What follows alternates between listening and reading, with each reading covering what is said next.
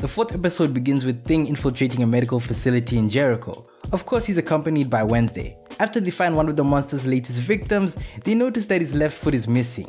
But they have to cut their investigation short because someone has entered the building. It happens to be Donovan and the medical doctor overseeing the dead bodies.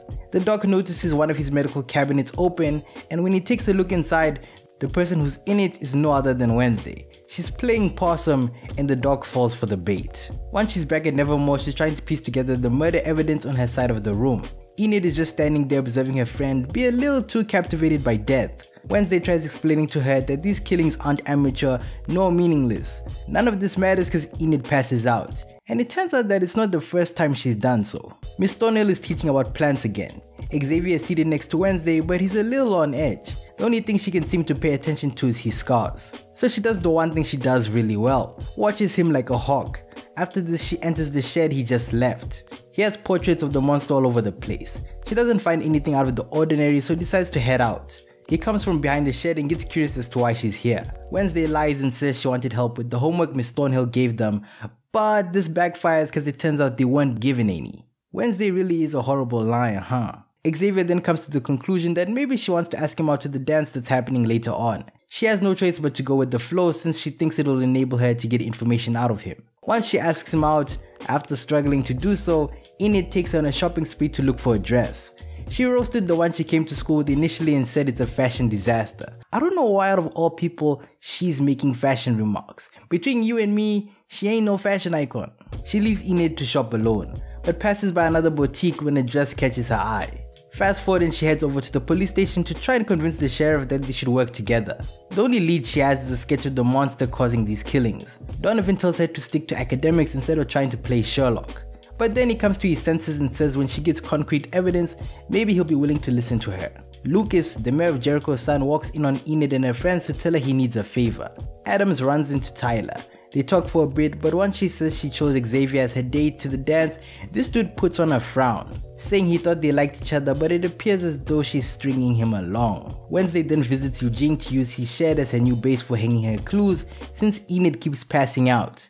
Speaking of Enid, Eugene hands over a jar of honey to Adams before asking her to put in a good word for him once it's in Enid's possession. He takes note of one of the illustrations and says he's been to that location before. Once the two find it, they start exploring the place. She takes a claw from the monster's lair and heads back to Xavier's art shed in order to collect evidence so that there can be a DNA test to see if Xavier really is the monster. He walks in on her snooping around. The two go back and forth before he practically calls her a narcissist. After this, Wednesday shows up to the police department with a claw and a piece of cloth that belongs to the potential suspect. She tells Donovan to run a DNA test on him.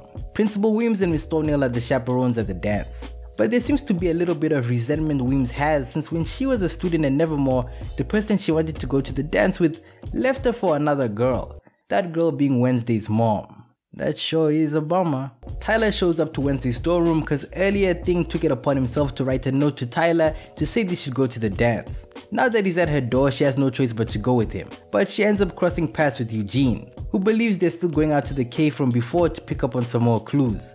So now this entire interaction is one big mess because he thinks she lied to him about not attending the dance, which I know for a fact made him feel more like a loser.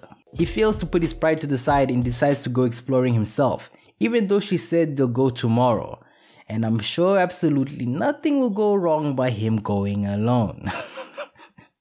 Oh, this is destined for failure. Enid is chilling with her date, but her clumsiness gets the best of her and she ends up spilling a drink on his pants. As this happens, Ajax walks by them because he notices Enid. He's kind of jealous. Once Adams walks in with Tyler, Xavier shares Ajax's sentiments. Wednesday is sitting being excluded from the action. Tyler walks in on her and wonders why she's more down than usual. She says Xavier told her that Tyler destroyed his mural once in Jericho some time ago, so he's pissed off she brought him to the dance. Anyways, Adams is on the dance floor getting her groove on.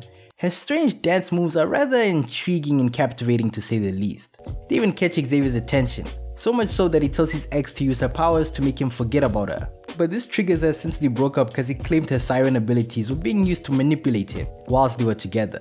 So she storms off. Hey man, don't hit the player, hit the game.